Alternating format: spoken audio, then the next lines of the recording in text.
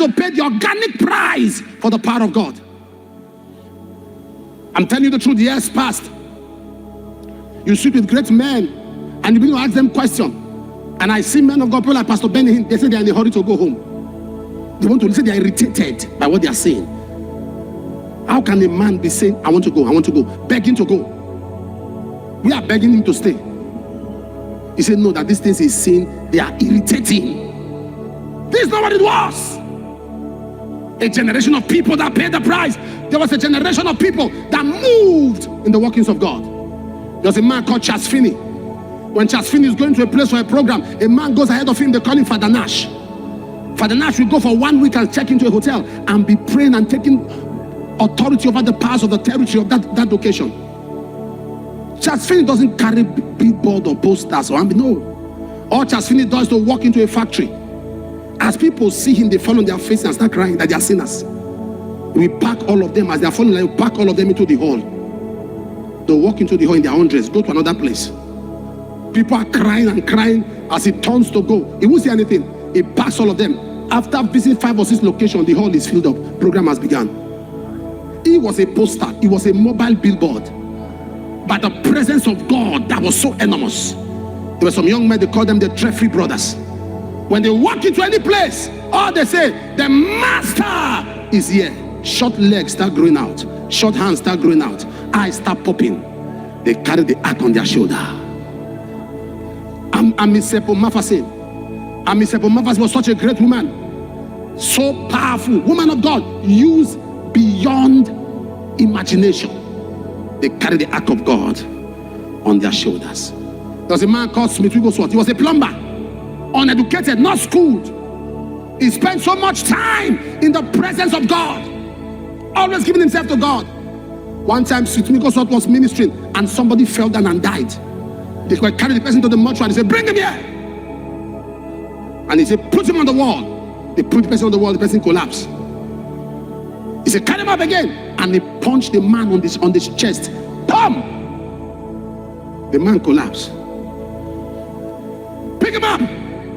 As he punched a second time, a woman shouted, do you want to kill him? And he said, he's already dead.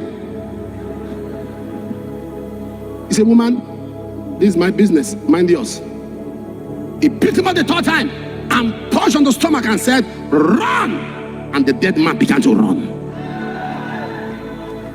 People carry the ark of God on their shoulders. Not technology, your phone has taken your throne. It's time for you to carry the ark of God on your shoulders. Am I communicating here? People moved in dimensions of power. People moved in realms with God. But this generation is a generation that is distracted. I wish I'm talking to somebody here. A man, somebody entered a train in America.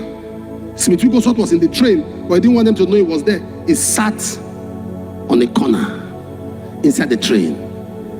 And as people were entering the train, all of them were falling on each other, falling on each other under the power, falling everywhere. And somebody asked a woman and said, what is happening? He said, the only person that makes this happen is Smith Wigglesworth. This is what happens when it comes to town. Not knowing he was somewhere inside the train, sitting down. He said, this is what happened anytime it comes to town. That man carried God on his shoulder. But today, what is happening to the young men of this generation? The young women of this generation? Pastor Benny was telling me a story about a program he witnessed. Kachikuma was ministry. He said they brought a lady that was twisted, her neck twisted, her hands twisted, her leg twisted, everything twisted. He said right before them, the body was untwisting. And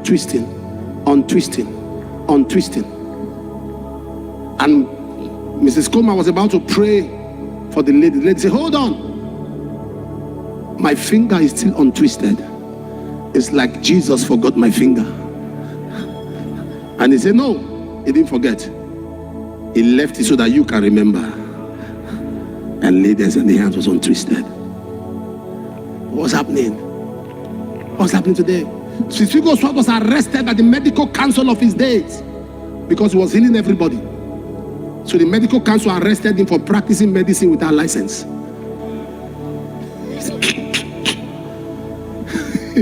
Was arrested for practicing medicine without license. What happened? Man did not bring a new cart. They carried God on their shoulders.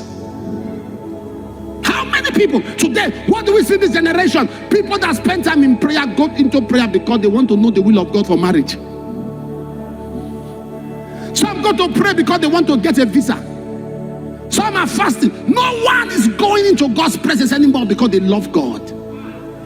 Not all night praying for deliverance, all night praying to express my love and passion for you.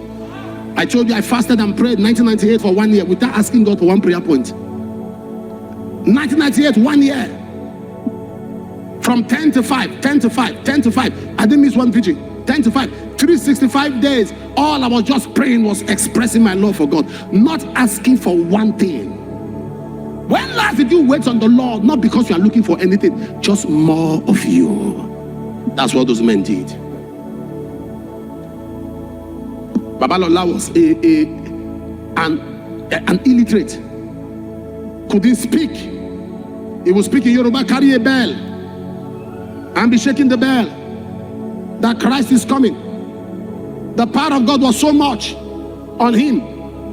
And people, he was always traveling. Before he comes back, the place is crowded. His house is crowded. His city is crowded, streets crowded. So he now said, what am I going to do?